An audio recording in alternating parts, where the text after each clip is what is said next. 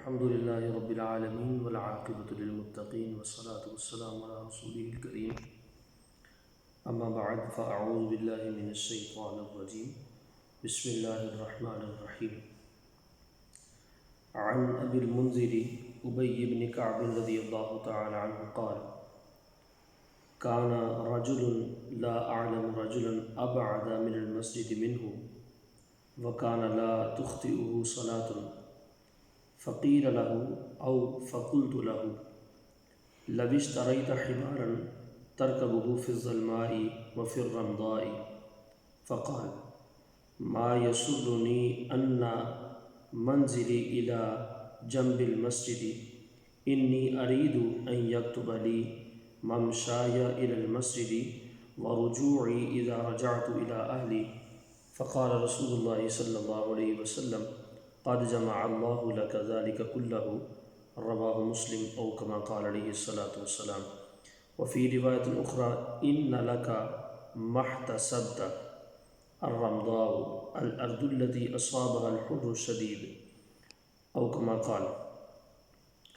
آج کی اس ویڈیو کے اندر ہم یہ بات پڑھیں گے کہ حضور علیہ الصلاۃ والسلام کے صحابہ اکرام علیہم الرضوان جو تھے وہ کس انداز سے نیکیوں کی طرف رغبت رکھتے تھے اور کس قدر شوق کے ساتھ وہ زیادہ سے زیادہ حسن اعمال کرتے تھے۔ ان کو اللہ رب العزت کی ذات اور اس کے کرم کے اوپر اور حضور علیہ الصلاۃ والسلام کی صحبت کے اوپر اس قدر یقین تھا کہ وہ یہ چاہتے تھے کہ کوئی بھی لمحہ ایسا نہ گزرے کہ جس کے اندر وہ اللہ اور اللہ کے رسول کی اطاعت اور فرمانبرداری نہ کر سکیں، بلکہ ہر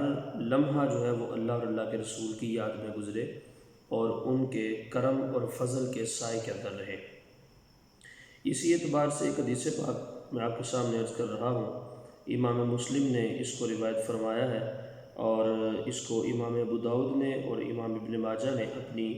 صحیحین کے اندر جو ہے وہ ذکر فرمایا ہے۔ حضرت ابی بن کعب رضی اللہ تعالیٰ عنہ سے روایت ہے، قال آپ فرماتے ہیں کان رجل لا اعلم رجلا ابعد من المسجد منه، آپ فرماتے ہیں کہ میں ایک ایسے شخص سے واقف ہوں کہ جس کا گھر مسجد سے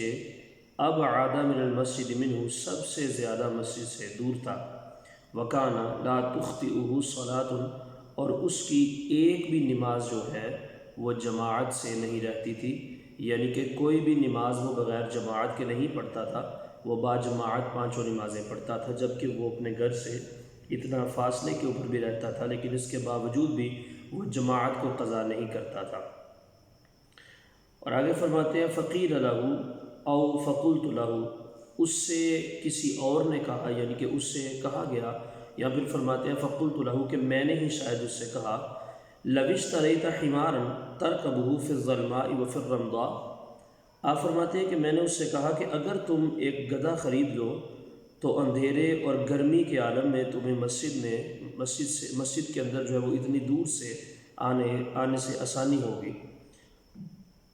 تو آپ فرماتے ہیں فقال، اس نے آگے مجھے کیا جواب عرض کیا، کہنے لگا کہ ما یسرنی ان منزلی الی جنب المسجد، انہوں نے فرمایا کہ مجھے یہ چیز بالکل بھی گوارا نہیں ہے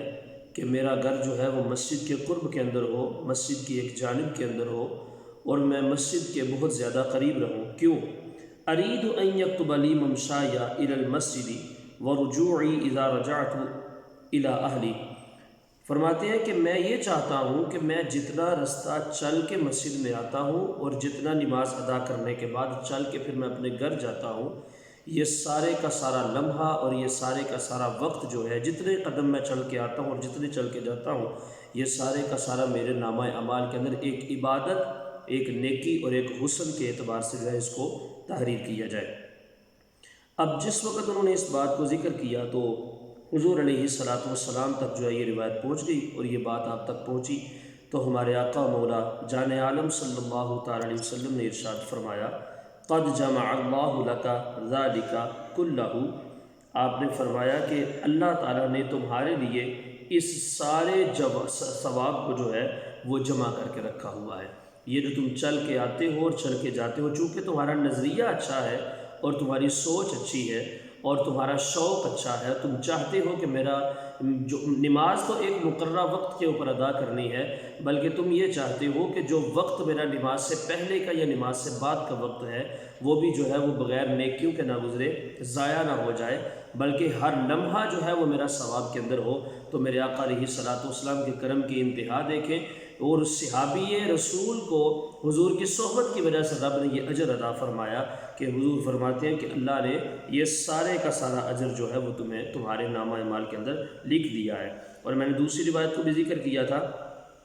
کہ ایک روایت کے اندر یہ ہے کہ ان لکا محتسبہ، کہ حضور نے یہ بھی الفاظ ایک روایت کے اندر اختلاف کے ساتھ حضور نے ارشاد فرمایا کہ تمہیں وہ اجر ملے گا کہ جس کی تم نے اللہ تعالیٰ سے امید رکھی ہے۔ تو یہ صحابہ کرام علیہم الرضوان کا شوق ہوتا تھا، اور آج ایک مسلمان ہے کہ وہ اپنے آپ کو جنتی بھی سمجھتا ہے اور اپنے آپ کو حضور علیہ الصلوۃ والسلام کا بڑا قریبی بھی سمجھتا ہے، لیکن اس کے باوجود نیکیاں، اضافی نفلی نیکیاں کرنا تو دور کی بات ہے، ہمیں اتنا بھی نہیں پتہ کہ ہماری نمازیں کتنی قضا ہو چکی ہیں۔ ہم اللہ اور اللہ کے رسول علیہ الصلوۃ والسلام کے کرم کے اوپر امید رکھتے ہیں، اور رب کی بارگاہ میں حضور کے وسیلہ سے دعا کرتے ہیں کہ باری تعالی ہمیں نماز پنجگانہ